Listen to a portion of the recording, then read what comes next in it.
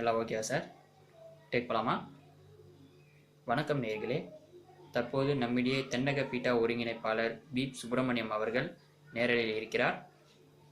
தமிழ்நாட்டில் உங்களுடைய தடையை மீறி ஜல்லிக்கட்டு நடந்துட்டு இருக்கு. அதை பற்றின உங்களுடைய கருத்து என்ன? 36 வருஷம் பாரம்பரியமான எங்க நிறுவனம் மும்பையில காலடி வச்சு 16 வருஷம் ஆகுது. நாங்க தடை வச்சதுக்கு அப்புறம் ஒரு அணு கூட அசைஞ்சது கிடையாது. நீங்க இப்ப எங்க தடையை மீறி ஜல்லிக்கட்டு நடத்திருக்கீங்க. இதை நாங்க எங்க வீடியோ ஆதாரத்தோட நாங்க உச்ச நீதிமன்றத்துல முறையிடுவோம்.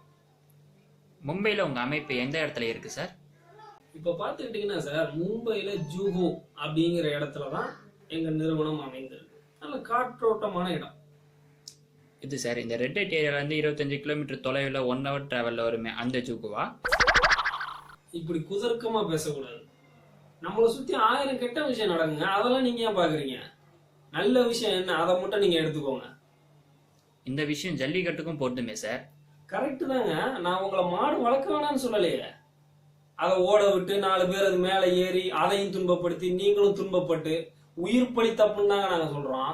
அப்படி பார்த்தா ஹார்ஸ் ரைடிங் கூட மிருகவதை தான். அதை ஏன் சார் நீங்கள் தடை செய்யலை? அவுட் ஆஃப் சிலபஸ்ல இருந்து கொஸ்டின் கேட்காதீங்க.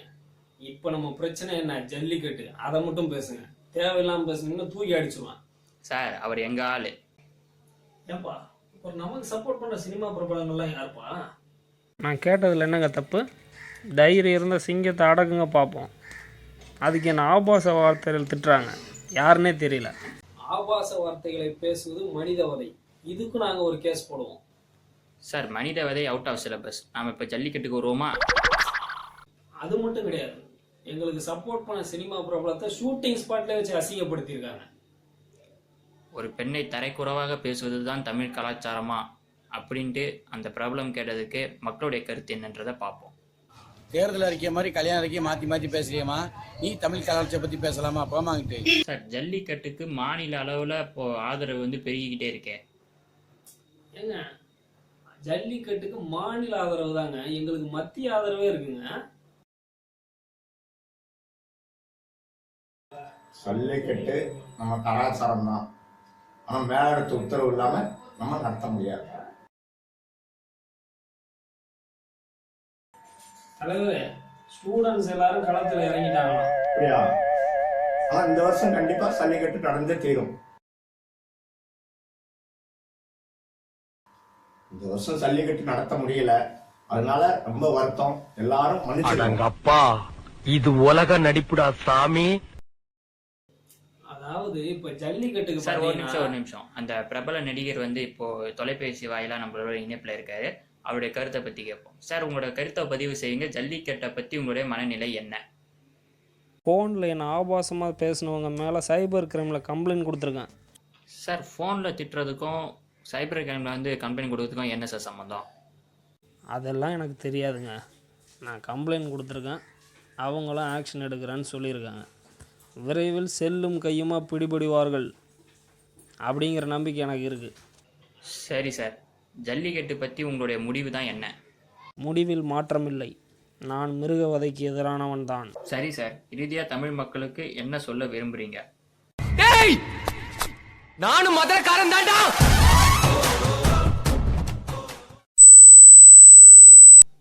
அவருடைய இணைப்பு துண்டிக்கப்பட்டு விட்டது. இனி மக்கள் அவரை கவனித்துக் கொள்வார்கள். தொடர்ந்து பேசுவோம். சரி சார், சினிமா பிரபலங்களில் ஒரு சிலர் ஜல்லிக்கட்டுக்கு ஆதரவும் தெரிவிச்சிருக்காங்க. குறிப்பாக சொல்லணும்னா திரு சிம்பு அவர்கள். சிம்புவை பத்தி சொல்லணும்னா, ஒரு நிமிஷம் சார். ஒரு புது நம்பர்லேருந்து இணைப்பு வந்துட்டு இருக்கு. யாருன்னு பார்ப்போம்.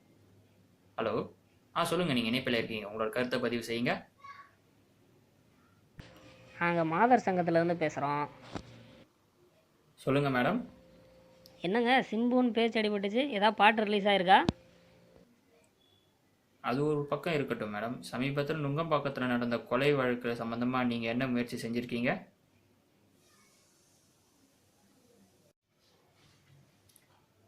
மேடம் நீங்கள் இனிப்பில் தான் இருக்கீங்க, உங்கள் கருத்தை பதிவு செய்யலாம். சரி, அதை விடுங்க. கடந்த சில நாட்களுக்கு முன் பெருங்களத்தூரில் நடந்த கொலை சம்பவத்தை பற்றி நீங்கள் என்ன நினைக்கிறீங்க? அது காவல்துறை பார்த்துக்குவாங்க. அப்போ உங்கள் போராட்டம் நோக்கம் எல்லாமே பெண்களை காக்க இல்லை, சிம்புவை தாக்கத்தான். அதெல்லாம் எங்களுக்கு தெரியாது. ஜல்லிக்கட்டுனா என்னன்னே தெரியாமல் பீட்டா அதை தடை செய்ய போராடும் போது நாங்களும் சிம்புவுக்கு எதிராக போராடுவோம். We ban Simbu, we ban Simbu. சரி, நேரமில்லாத காரணத்தினால் இந்த பேட்டியை இத்துடன் முடித்துக்கொள்வோம். தமிழக மக்களுக்கு உங்களுடைய நிலைப்பாட்டை சுருக்கமாக தெரியப்படுத்துங்கள். ஜல்லிக்கட்டு இன்னைக்கு நடந்திருக்கலாம். இது ஒரு தற்காலிக வெற்றி தான். உச்சகட்ட வெற்றி எங்க கையில தான் இருக்கு. நன்றி ஐயா, நன்றி. நன்றி நன்றி. தமிழக மக்களுக்கு விழாக்கால வாழ்த்துக்கள். Short okay. சார், பர்சனலாக உங்ககிட்ட ஒரு கேள்வி கேட்கணும். அந்த ஜல்லிக்கட்டு மேலே உங்களுக்கு அப்படி என்ன கோவம்? தமிழ்நாட்டில் ஜல்லிக்கட்டை ஏன் நடத்த விட மாட்டீங்க? நாட்டு மாடுகளை நாங்க காப்பாற்றியே தீருவோம். அப்படியா சொல்றீங்க? இந்த முடிவில் எந்த மாற்றமும் கிடையாதா? எந்த மாற்றமும் கிடையாது. அப்பனா ஏந்து போறேன். யார் என்ன சொன்னாலும் நம்ம கலாச்சாரத்தை விட்டு கொடுக்க முடியாது. அதை காப்பாற்ற தான் என் இளைஞர் பட்டாளம் உயிரை கொடுத்து போராடிட்டு இருக்கான். பீட்டாவுக்கு நாங்கள் ஒன்று சொல்லிக்கிறோம். எங்கள் நாட்டு மாடு அழிஞ்சால் அதில் பாதிக்கப்பட போகிறது நாங்கள் மட்டும் இல்லை, நீங்களும் உங்களை சார்ந்தவங்களும் தான். முதல்ல ஜல்லிக்கட்டுனா என்ன, அது எதுக்கு நடத்துகிறாங்க, எப்படி நடத்துகிறாங்கன்னு தெரிஞ்சுக்கிட்டு அப்புறம் அதுக்கு தடை வாங்குங்க. எங்களுக்கு நியாயம் கிடைக்கலைன்னா உங்கள் நாட்டில் உங்களுக்கு எதிராக வழக்கு போட்டு உங்கள் அமைப்பு இல்லாமலே ஆக்கிடுவோம். அரசியல் கட்சிகளுக்கு ஒரு வெளிப்படையான சவால். அடுத்த தேர்தல் வரைக்கும் உங்களுக்கு கெடு. எந்த அமைப்பு ஜல்லிக்கட்டுக்கு அனுமதி வாங்குதோ அவங்க தான் ஆட்சி அமைக்க முடியும். குடியும் பிரியாணியும் காலாவதி ஆகிடுச்சு. அப்படி நடக்கலைன்னா வரலாறு காணாத அசிங்கம் அரங்கேறும். இப்போ மத்திக்கு வருவோம். தமிழ்நாடு இந்தியாவில் தானே இருக்குது. அப்புறம் ஏன் உச்சநீதிமன்றத்தில் அரசு வக்கீல் வச்சு எங்களுக்காக வாதாடலை? ஓஹோ, நாங்கள் தமிழர்கள் தானே. தமிழனால் ஒரு புகழ் வந்தால் அவன் இந்தியன், தமிழனுக்கு ஒரு பிரச்சனை வந்தால் அவன் தமிழன். நல்லா இருக்குங்க. ஹிந்தி படித்தா தான் இந்தியனா?